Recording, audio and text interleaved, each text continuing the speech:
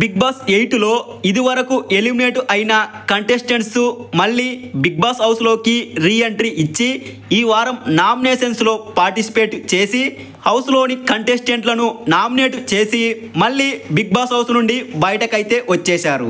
అయితే ఇలా ఎలిమినేట్ అయిన కంటెస్టెంట్స్ హౌస్లోని కంటెస్టెంట్స్ను నామినేట్ చేయడం కొంచెం కరెక్ట్ కాదు అనిపిస్తుంది. ఎందుకంటే మనం బయట నుండి గేమ్ చూసి వాళ్ళది తప్పు వీళ్ళది తప్పు అని ఈజీగా జడ్జిమెంట్ ఇవ్వచ్చు. కానీ హౌస్లోని పరిస్థితులకు బిగ్ బాస్ పెట్టే రూల్స్కు హౌస్లో గేమ్ ఆడడం అందరితో మంచి అనిపించుకోవడం అంత ఈజీ కాదు. వాళ్ళు గ్రూప్ గేమ్ ఆడుతున్నారా లేదంటే స్ట్రాటజీ ప్రకారం గేమ్ ఆడుతున్నారా అన్నది లోపల ఉన్న వాళ్ళు వాళ్ళలో వాళ్ళే తేల్చుకుంటారు. అదే అసలైన గేమ్.